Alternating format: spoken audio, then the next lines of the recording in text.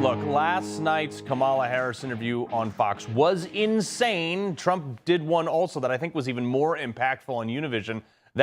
You'll actually be shocked with my analysis of that. But I'm going to get to all that in about 5 minutes.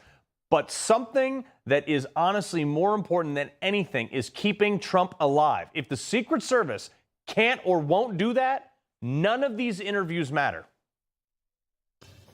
A scathing new report by the Department of Homeland Security accuses the Secret Service of systematic failures in the assassination attempt of former President Trump in Butler, Pennsylvania.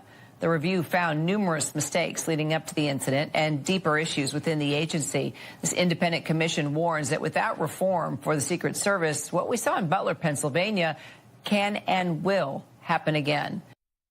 Basically, the report said, next time someone tries to kill Trump, they're probably going to succeed if this agency doesn't get their head out of their rear. The report also listed the acute failures on site. This guy, he flew a drone over the site 2 hours before that. Like, nobody thought that was weird? Like, oh, hey, Murph, is that our Secret Service drone right above where Trump's going to be speaking? No? It's probably nothing. Meanwhile, Ukraine's out there using drones to drop grenades on tanks. We won't worry about it. These guys are unbelievable. They saw him with a rangefinder 90 minutes before. Look, I'm a hunter, folks. I'm an avid shooter. I have never used a rangefinder outside of trying to shoot or hunt something. That's what they're for. Bunch of people alerted local law enforcement ahead of time, too. No response. And he was live streaming 11 minutes before the shots. Secret Service saw him on the roof with a gun 2 minutes before this happened. Look, I have run sniper Overwatch in a bunch of countries, both as a shooter and as a spotter. I would have given this guy a dirt nap instantly. I told you from day one that this was pure incompetence, and we were right. But deeper than the actual failures of the day, this report that just came out today revealed, quote, deep flaws in the Secret Service, including some that appear to be systemic or cultural. No, really. This is the product of this structure over function type of bureaucrats that are just infesting D.C. For years. All these people in Washington, they've gone out and they tell us, how everything should be and that they're the experts and whatever else. And most of us are like, hey, this all seems stupid. And those same bureaucrats said, no, you just don't understand how it works. Well, it's pretty apparent that they don't understand how anything works. And especially with this instance, I literally do know how this works because I've done presidential security before when I was a SEAL. And I said this was FUBAR from the second it happened. And as more and more of these deep state bureaucrats were hauled in front of Congress and nothing happened, I started losing my mind.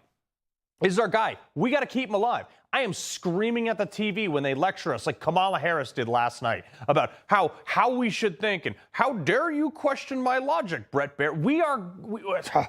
We're going to nuke that interview in a few minutes, but none of these people know anything. The rank and file of the Secret Service, they are great guys. I know them personally, and we're going to have two on in just a second. But none of these people at the top, because they sold their soul to the woke mind virus, they're all fools.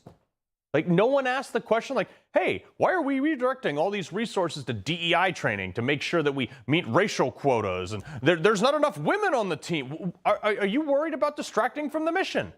Nope, nobody was. Turns out it did distract from the mission, though. An entire shift in mission priorities got Corey Comparator killed and almost got Trump's head blown off. So the Secret Service, during a congressional inquiry, came out and said, well, we need more money. No, you don't. You need to reprioritize the mission. And the report said that. Quote, we acknowledge that July 13th did not occur because of the lack of resources. However, our enhanced protective model implemented after July 13th that requires additional equipment and resources and asset capabilities. Enhanced? Now it's enhanced? Why wasn't it enhanced before? Oh, because they're all incompetent. The guy who just said that, by the way, then in another part of the report, turned around and asked for more money. Quote, the agency is also working with Congress to increase the agency's budget so that we can make this paradigm shift in reality and ensure that our people have the resources they need to successfully carry out the mission. But the report reiterated, look, quote, the failure of July 13th, Butler, Pennsylvania, likely would have occurred regardless of budget levels at the current Secret Service. Put otherwise, even an unlimited budget would not, by itself, remediate many of the causes of the failures on July 13th. This is the problem. D.C. and top floor bureaucrats, honestly, in every single agency, from the FBI to the Department of Transportation, they measure success by how much money they throw at the problem. Meanwhile, you and me and anyone else with like an IQ over 40 understand that success, in this case, is not getting your protectee dead or almost dead. That's the measure of whether or not you're good at your job, and they didn't do that. The issue is with the culture that has been perpetuated in D.C. Maybe you and I do understand better than the people running the show because we have half a brain. You saw this again with the Kamala interview last night, where she would just talk in circles and explain away things that are blatantly her fault. Anyone with half a brain understands, is like, this is so dumb. This is so ridiculous. They see right through it, and yet they talk about it like we're the ones who are misunderstanding reality.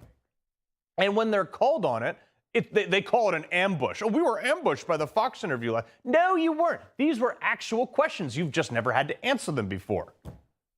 The Secret Service is just the symptom of the problem. We only know about this because someone tried to kill Donald Trump twice.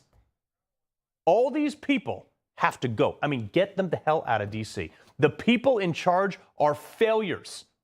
Oh, you fail at everything? Put them in charge of the administration. That's literally like on the resume for all these people. Can you imagine like the transition team vetting these people going through, 2021 or when Biden took office in January? Who's this guy? Oh, Pete Buttigieg? Mr. President, he couldn't fix a pothole as he was mayor, but he's gay. Perfect. Put him as Secretary of Transportation.